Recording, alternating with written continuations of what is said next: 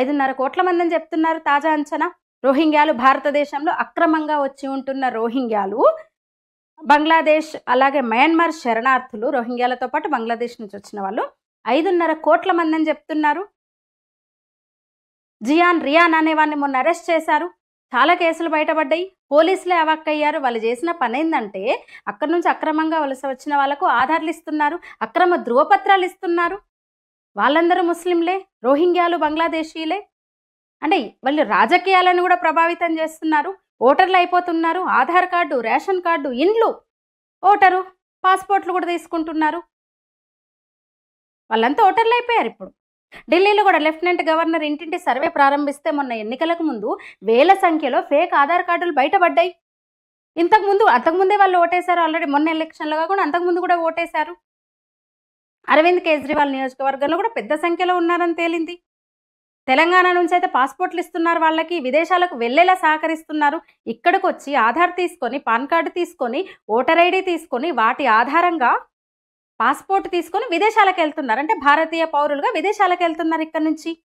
అంటే వాళ్ళు అసలు సరిహద్దులు దాటి దేశంలో అడుగు పెట్టగానే ఒక పెద్ద నెట్వర్క్ పనిచేస్తుంది. వాళ్ళకు ఎక్కడికి వెళ్ళాలో డైరెక్ట్ చేస్తారు. పత్రాలు, ఈ ధృవపత్రాలు, తప్పుడు ఫేక్ పత్రాలు వాళ్ళకి ఇస్తారు, తయారు చేసి ఇస్తారు. దాని ఆధారంగా ఓటర్లు అయిపోతున్నారు. ఉపాధి కూడా వెంటనే ఉపాధి కూడా ఏపీలో కూడా జరుగుతోంది, దేశవ్యాప్తంగా జరుగుతోంది. అంటే ఒక జనాభా పరమైన దురాక్రమణ ద్వారా డెమోగ్రఫీని మార్చడము ఆ లక్ష్యంగా కుట్రగా కనిపిస్తోంది. ఎన్నికల ఫలితాల్ని మార్చే కుట్ర ఇది. రాయ్బరేలీలో ఎగ్జాంపుల్ అదే కదా. రాయ్బరేలీ ఒక్కటే కాదు, తెలంగాణ, కర్ణాటకలో కూడా అదే జరిగిందనే అనుమానం రాకుండా ఉంటుందా? ఈ 2 రాష్ట్రాల్లో కూడా లక్షల సంఖ్యలో రోహింగ్యాలు ఉన్నట్టు తేలింది. వాళ్ళు ఆధార్ కార్డులు అలాగే ఓటర్ ఐడీలతో ఇక్కడ చలామణి అవుతున్నారు, పాస్పోర్ట్లు కూడా సంపాదిస్తున్నారు. అంటే ఈ డౌట్ ఎందుకు రాదు, ఈ అనుమానాలు ఎందుకు రావు చెప్పండి. ఇక 2012 నుంచి అంటే దాదాపు 12-13 ఏళ్ల నుంచి హైదరాబాద్కు వీళ్ళ రాక మొదలైంది. బాలాపూర్ దర్గా దగ్గర రాయల్ కాలనీలో ఉండే ఏర్పాట్లు చేశారు కొందరు స్థానికులు. వాళ్ళ కోసం ఆశ్రయం కల్పిద్దామని 2012లో అదే సంవత్సరంలో కేంద్రం ఆదేశాలతో నాటి కాంగ్రెస్ ప్రభుత్వము ఎందరు రోహింగ్యాలు ఉన్నారో తెలుసుకోవాలని ఒక సర్వే చేసింది. అప్పుడు 43 మంది ఉన్నట్టు తేలింది. స్వచ్ఛంద సంస్థల సపోర్ట్ ఉంది వాళ్ళకు, కొన్ని మీడియా సపోర్ట్ ఉంది వాళ్ళకి. యునెస్కో తరపున కూడా వాళ్ళకు ఒక రెఫ్యూజీ స్టేటస్ ఉన్నట్టు పత్రాలు జారీ చేశారు వాళ్ళకి. అసలైతే రెఫ్యూజీల విషయంలో భారత్ అంతర్జాతీయ ఒప్పందాలపై అసలు సంతకాలే చేయలేదు. మరి అలాంటిది ఐక్యరాజ్య సమితితో, యునెస్కో వంటివో ఈ దేశంలో ఉండే అక్రమంగా ఎక్కడి నుంచో వచ్చిన వాళ్లకు రెఫ్యూజీ స్టేటస్ ఎట్లా ఇస్తారు, ఎలా ఇచ్చారు అనేది ఒకటి. ఇవ్వలేమని ప్రభుత్వం చెప్పినా కూడా గుర్తింపు పత్రం అంటూ వాళ్ళు చూపిస్తారు. ఇప్పుడు వెళ్తే మీరు ఓల్డ్ సిటీకి వెళ్తే ఏంటి మీరు అని అంటే ఐక్యరాజ్య సమితి వచ్చిన గుర్తింపు పత్రం ఉంది వాళ్ళ దగ్గర, రెఫ్యూజీ అని చెప్తూ. చాలా మంది దాన్ని తీసేసి పూర్తిగా ఇక్కడ పౌరులు అయిపోయినారు. ఇంకా కొందరి దగ్గర ఆ పత్రాలు ఉన్నాయి, ఆ కార్డ్స్ ఉన్నాయి.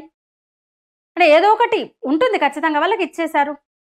వాళ్ళకి ఇందాక చెప్పినట్టు ఎన్జిఓలు, ప్రభుత్వ యంత్రాంగము, పార్టీల మద్దతులు, మతోన్మాద పార్టీలు, సెక్యులర్ పార్టీల మద్దతు. హఫీజ్ బాబా నగర్, పహాడీ షరీఫ్, కిషన్ బాగు, ఇప్పుడైతే రాజేంద్ర నగర్లో బీభత్సం అంటే అక్కడ వాళ్ళు చెప్తున్నారు రోహింగ్యా కాలనీలు ఏర్పడ్డాయి, కాలనీలు గల్లీలు వాళ్ళయే. అసలు ఇప్పుడు ఓల్డ్ సిటీ మొత్తం మీకు చూస్తే అర్థమవుతుంది. ఒకసారి అటువైపు వెళ్తే ఎన్నో ప్రాంతాలు, ఎన్నో కాలనీలు, ఎన్నో గల్లీలు రోహింగ్యాలకు నిలయంగా మారిపోయినాయి. ఇక సివిల్ లిబర్టీ మానిటరింగ్ సంస్థ, సలామా ఎడ్యుకేషన్ ట్రస్ట్ వంటి అయితే వీళ్ళకి అదే ఆధారాలు, రేషన్ కార్డులు ఇప్పించారు.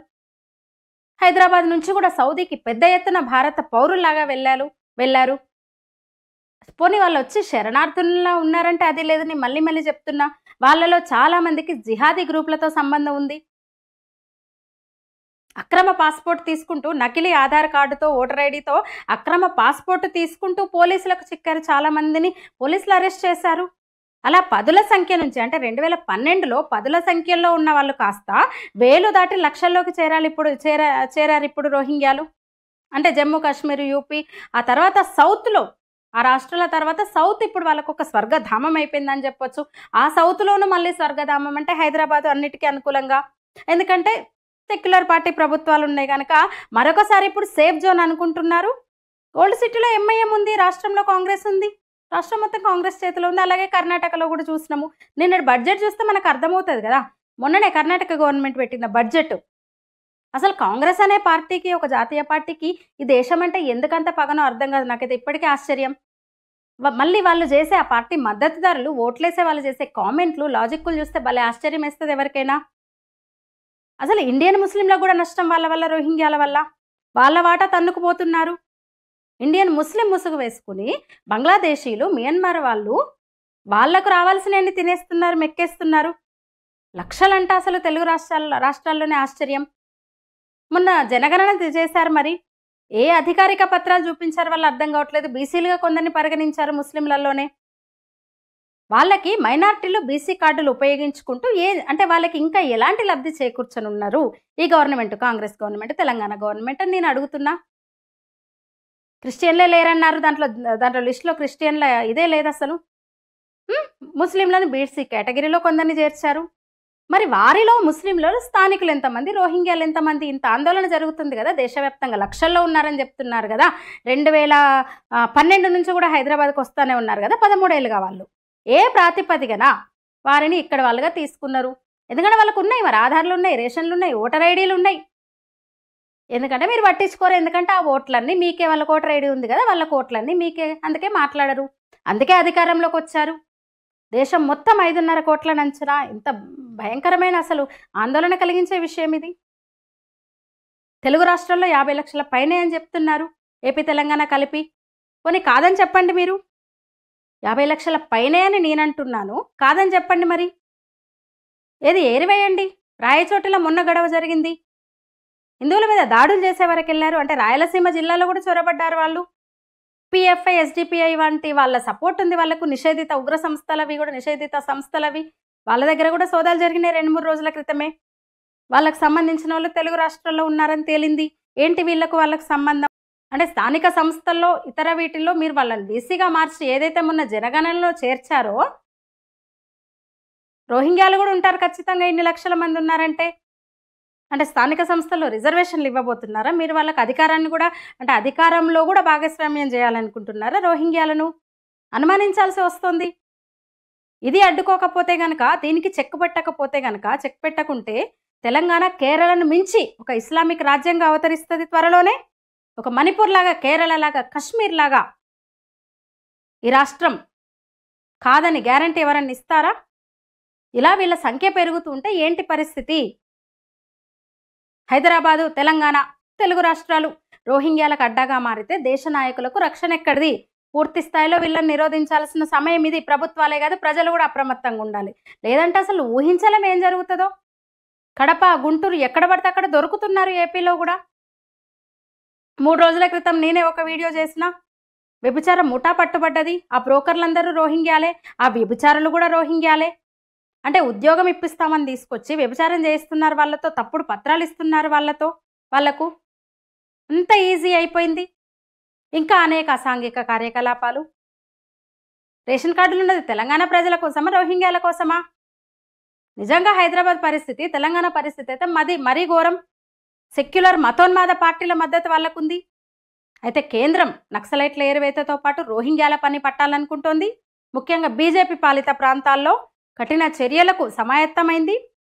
అయితే ఇక్కడ సెక్యులర్ పార్టీ అయిన కాంగ్రెస్ అధికారంలో ఉన్న తెలంగాణ, కర్ణాటకను వాళ్ళు అందుకే సేఫ్ జోన్గా భావిస్తున్నారు.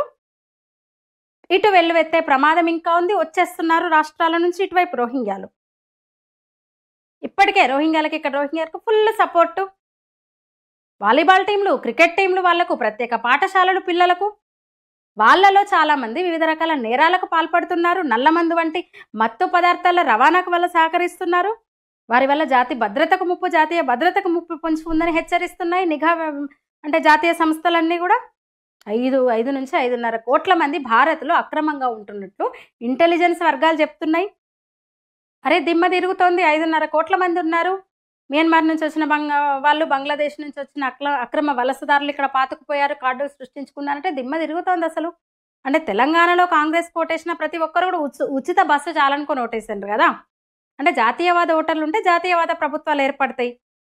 ఎప్పుడు దక్షిణాదిలో ఇంకా మార్పు, ఉత్తరాదిలో వచ్చింది మార్పు, సరిపోదు కదా. ఇదంతా ఒక దేశం కదా. దక్షిణాదిలో ఎప్పుడు వస్తుంది మార్పు? కమ్యూనిజం ఇక్కడ, మేధావులమనే ఫీలింగ్ ఒక్కొక్కడికి. రచయితలు, కవులు అంతా దేశద్రోహులే, విషం జిమ్మేటోళ్ళే.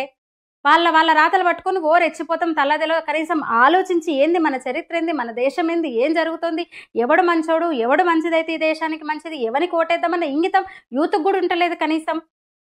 ఇప్పుడు చూడండి ఒకడు భాష పేరుతో మళ్ళీ మొదలు పెట్టినాడు ఎలక్షన్స్ వస్తున్నాయి కాబట్టి.